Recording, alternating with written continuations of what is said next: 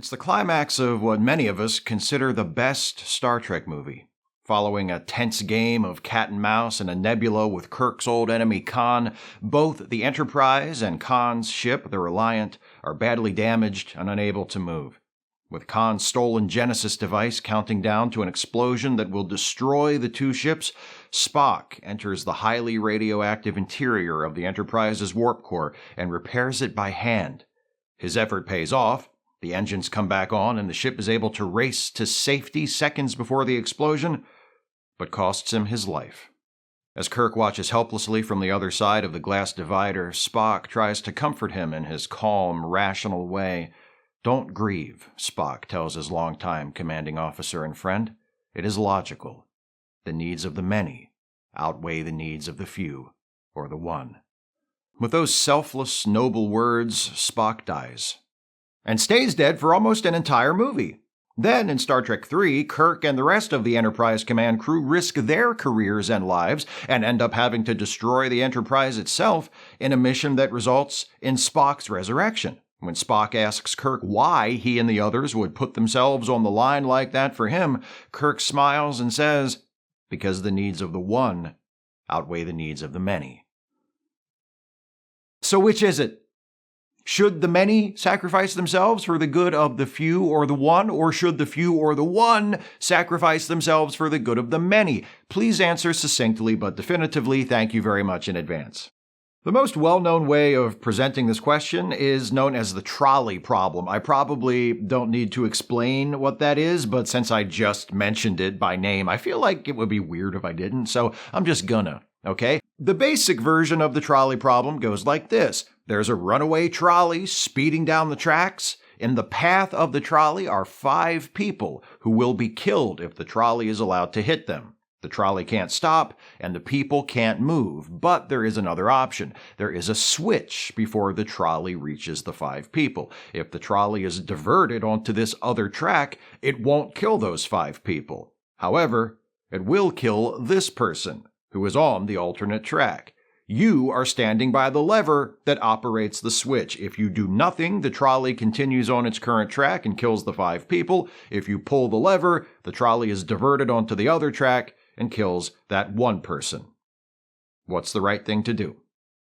There are more complex variations of the question that change the numbers of people on each track and introduce other complications designed to make the dilemma at the center of the problem even more of a challenge to grapple with, but it's pretty challenging in its basic form already. Do you let 5 people die? Or do you take action to save the 5 people but also kill the one? If you choose the latter, you end up with a net result of 4 people alive, but when the stakes are human lives, is it right to reduce that to simple numbers? These are difficult, compelling, and dramatic questions, which is probably why so many storytellers have made use of the trolley problem, including the tellers of Star Trek stories. Captain Kirk and the crew of the Enterprise confront the aftermath of an especially grim and ruthless solution to the trolley problem in the original series episode The Conscience of the King. Kirk meets an actor, Anton Karidian, who he suspects of secretly being the infamous Kodos the Executioner, the governor of the Tarsus 4 colony when Kirk lived there as a teenager. The colony was struck by a fungal infection that destroyed much of its food supply, dooming the population to starvation. In response to the emergency, Kodos declared martial law and had half the population executed so that the other half might survive on the food that remained. Kodos himself disappeared not long after and hasn't been seen since. Allow 8,000 to starve to death or kill 4,000 so that 4,000 might live? It's a little more complex than that. The episode also tells us that Kodos didn't randomly select the victims of his mass murder, but rather chose which ones would die based on who he judged most worthy of surviving. As Spock describes it when relating the story to Dr. McCoy, in some cases, children were forced to watch the executions of their parents. In others, entire families were wiped out. So Kodos' solution to his trolley problem isn't just ruthlessly and heartlessly pragmatic, it's also gratuitously cruel. I mean, gratuitously cruel in addition to the gratuitous cruelty of committing a mass execution in the first place. The conscience of the king portrays Kodos. Oh, spoiler alert, it turns out Anton Karidian is Kodos. I know, I was shocked when I found out too. Anyway, the conscience of the king portrays Kodos unambiguously as a monster. When confronted by Kirk, Kodos tries to justify his atrocity by saying 4,000 died so that the other 4,000 could live, but Kirk, who was there, who witnessed and survived the massacre, isn't having any of it. All I understand is that 4,000 people were needlessly butchered, he tells Karidian/Kodos bluntly. So in this case, Star Trek seems to be telling us that pulling the lever to divert the trolley was the wrong move. Like I said, it's more complex than that. The scenario in the episode is presented as real life with living, breathing people, not a sterile thought experiment. But if we reduce it to such a thought experiment and judge just by the numbers, Kodos pulled the lever and had the trolley run over 4,000 people because, he thought at least, doing so would save the lives of 4,000 other people who would also have died if he did nothing. And the episode tells us pretty clearly and emphatically that he should not have done that. Okay then, killing a certain number of people to prevent the deaths of a larger number of people is not the right thing to do. The needs of the many don't outweigh the needs of the few. Except, sometimes they do. There's another occurrence of the trolley problem in classic Trek, at least the most well-known such occurrence other than Spock's sacrifice in Star Trek II, and perhaps even better known than that. It's at the heart of the impossible choice Captain Kirk must make in the most acclaimed classic Trek episode of all, The City on the Edge of Forever. You all know the deal with this one, I'm sure. Dr. McCoy, hyper-paranoid after an accidental drug overdose, goes back in time to 1930s New York City and changes history so that Starfleet no longer exists. Kirk and Spock follow him back to prevent him from doing whatever he did to wreck everything, and while they're looking for McCoy, Kirk meets and falls in love with a woman named Edith Keeler. Then, it turns out the thing McCoy changed was that he saved Edith from being killed in a traffic accident. Edith's survival led to a kind of butterfly effect where the Nazis won World War II and yada yada yada, no Starfleet. To return the timeline to its previous state and prevent Hitler from conquering the world, Kirk must allow his beloved Edith to die. The life of Edith Keeler or the lives of millions of people who will die in the new timeline who did not die in the unaltered one. That's the choice before Kirk. He chooses the millions. When the moment comes, he stops McCoy from running out into the street to save Edith from an onrushing truck. He allows Edith to be sacrificed for the good of history. It's tragic. It breaks Kirk's heart, but it's the noble thing, the heroic thing, the right thing. One person, no matter how much they mean to you, isn't worth an entire world. The needs of the many outweigh the needs of the few, or the one. But does that mean the specific numbers involved determine whether pulling the lever is right or wrong? That's a question pressed by some of those more complex variations of the trolley problem I referred to earlier. You might answer that diverting the trolley to kill one person instead of 5 is the right thing to do, but what if diverting the trolley would kill 2 people instead of 5, or 3, or 4? Does saving one more life than you end make pulling the lever worth it? What if there were 8,000 people on the tracks, and pulling the lever would cause the trolley to jump over the first 4,000 and only kill the remaining 4,000 further down the track? It's kind of what Kodos does, isn't it?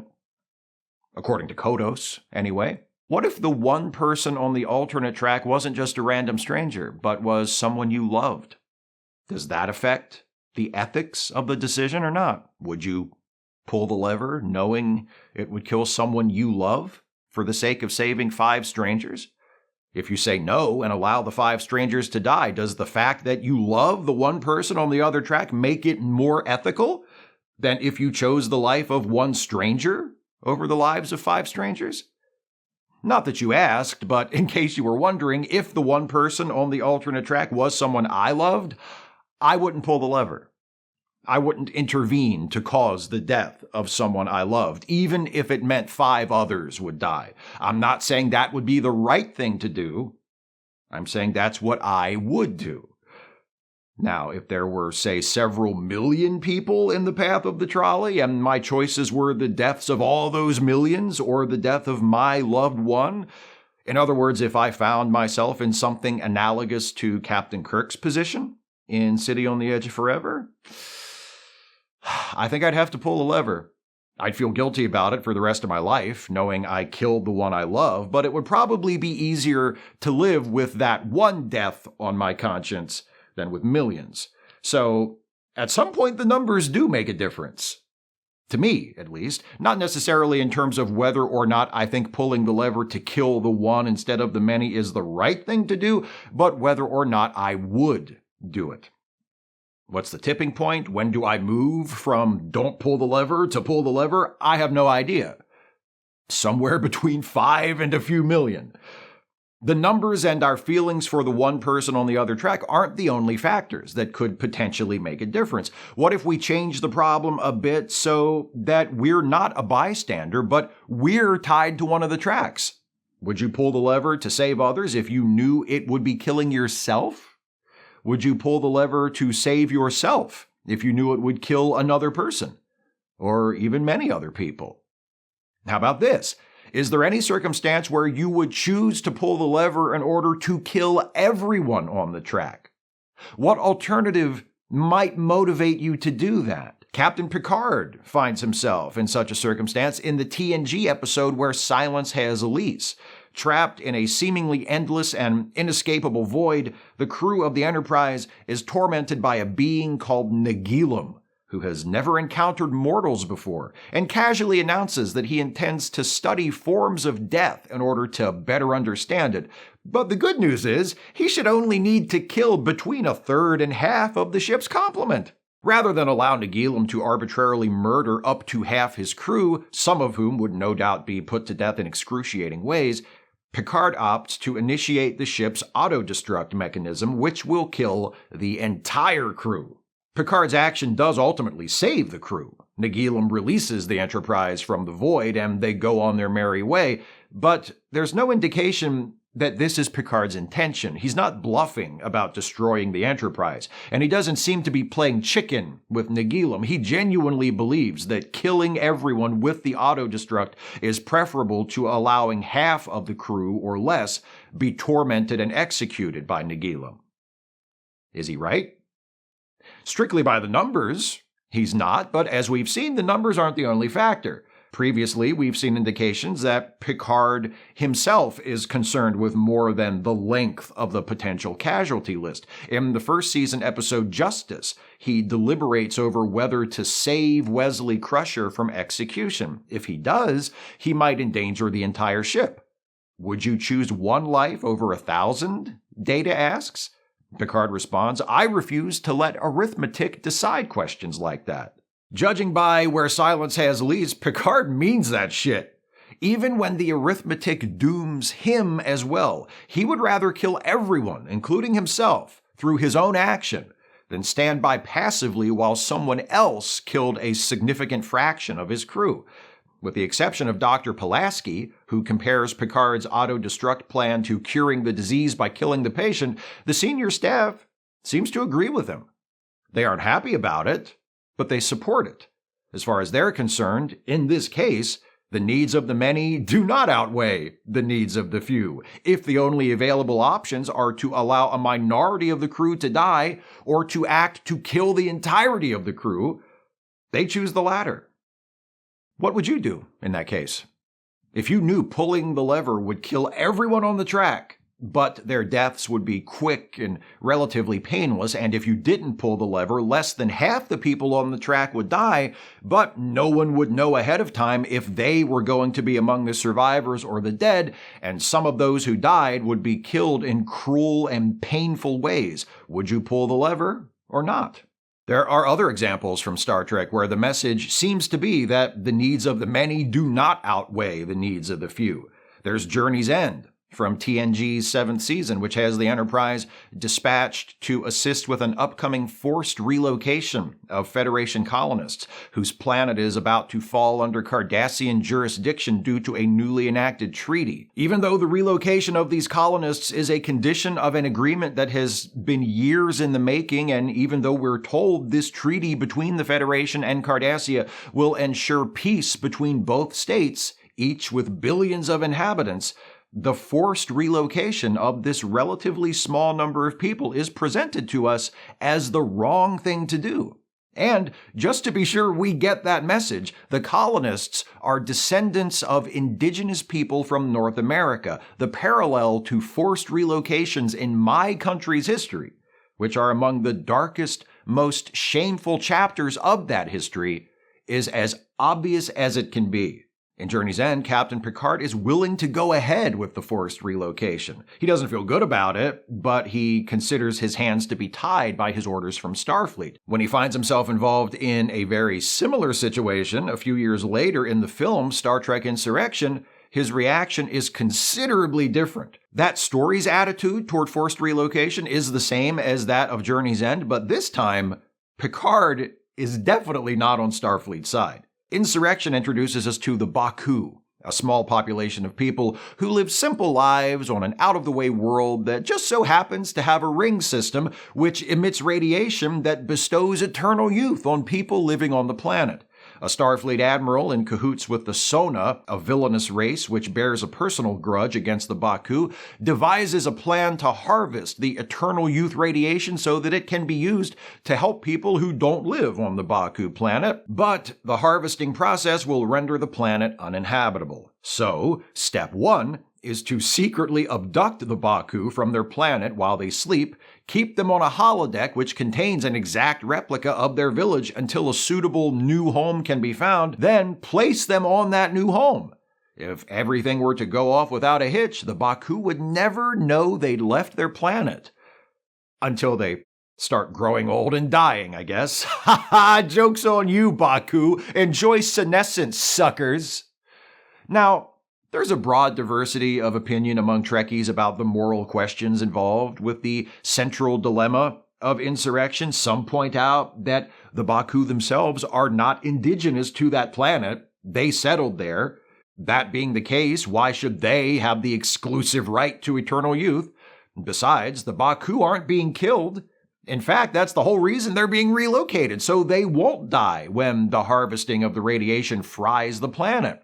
Relocating them is the humanitarian response, really. Others have said that Starfleet's plan to devastate the planet in order to harvest the radiation doesn't make sense, since anyone who wants to enjoy the healing or rejuvenating effects could just go there. We only ever see one small Baku settlement. Presumably the rest of the planet is available. Besides, the crew of the Enterprise is only there for a few days, and we see the radiation affecting them too. Geordi grows new eyes, Worf gets a zit, Riker and Troy get super horny for each other again, Picard embraces Cuban dance music, boobs start firming up, and that's all mostly from just being on the ship while orbiting the planet. You don't even have to land on the planet at all. You can just kind of hang around nearby and get that Latin rhythm in your blood and younger boobs. What are we fighting about? But the point for the purpose of this discussion isn't what we think about the dilemma presented by Insurrection. It's what the storytellers want us to think. And clearly they want us to think that forcibly relocating the Baku is wrong, even if doing so will improve the lives of billions of other people. They even give us a scene where the hero and one of the villains discuss the morality of relocating the Baku in frank, literal terms. Admiral Dougherty, the officer in charge of this operation from the Starfleet end, grows impatient with Picard's opposition to the plan. Picard declares the forced relocation of the Baku to be a betrayal of the Federation's founding principles. It will destroy the Baku, Picard says. Jean-Luc, we're only moving 600 people, Dougherty says with audible exasperation. Picard takes a second because this is the kind of setup he's been waiting for his entire life, and he knows he's about to rhetorically dance the mambo all over this dude's face. Then he says, "How many people does it take?" Admiral, before it becomes wrong. 1,000? 50,000? 1,000,000? How many people does it take? Get him, Johnny!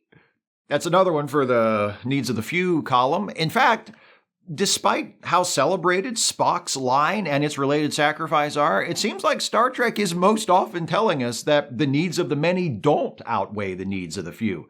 But stating it that way is far too reductive and simplistic. I don't think Star Trek is saying the needs of the many don't outweigh the needs of the few.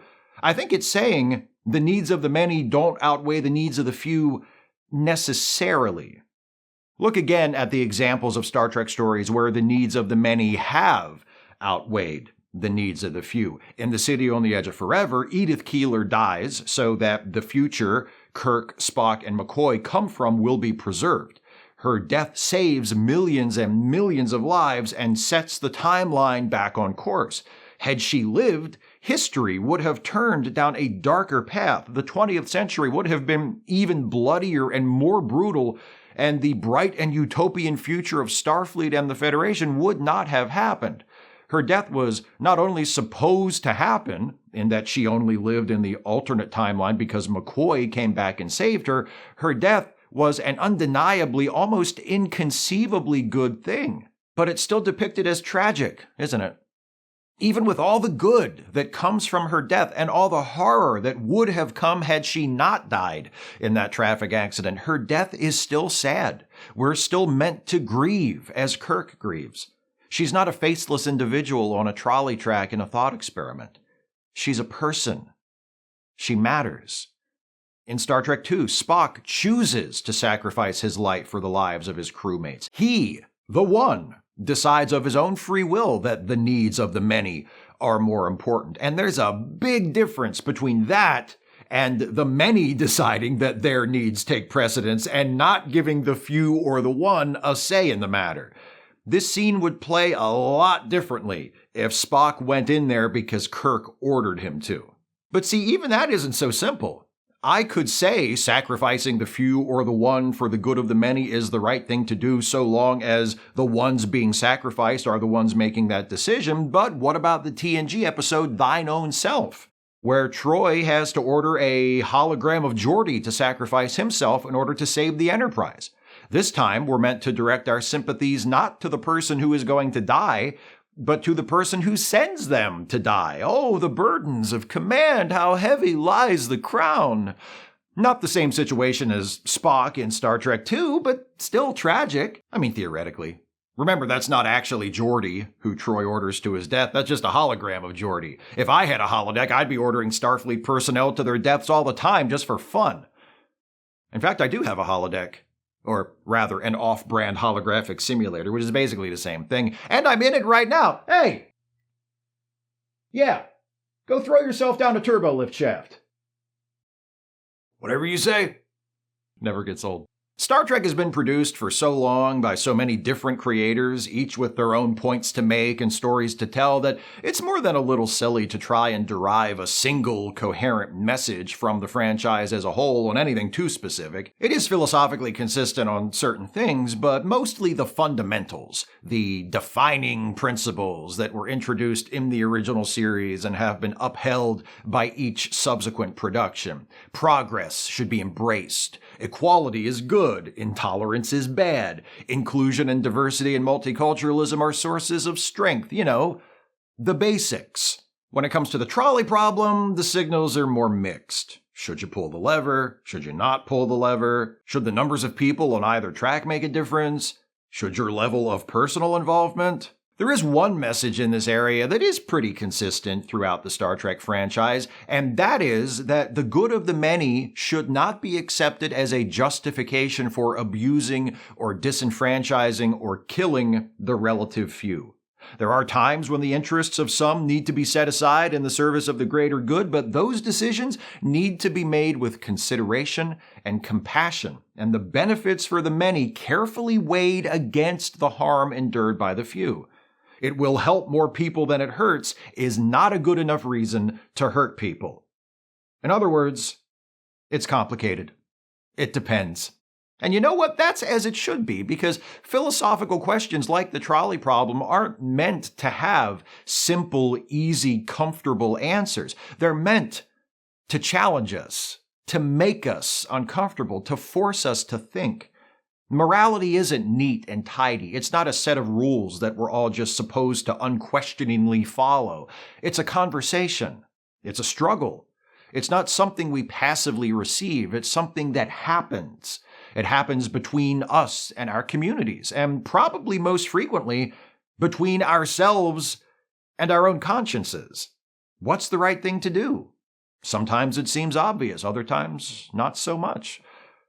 But we've got to figure it out. While we're figuring it out, we can all hope that if we ever find ourselves in a comparable situation, we would make the same choice Spock makes in Star Trek II. We would give our lives for the lives of others. We would follow our noble and courageous instincts and not our selfishness and callousness. We would be guided by our humanity, not our inhumanity, and rise to the occasion, becoming our best selves in that moment of, my God, I cannot believe you are not at the bottom of that turbo shaft yet. What is the holdup? I wanted to say goodbye to my kids first. I wanted to say goodbye to my kids first. Go! I'm going. The entitlement of some people.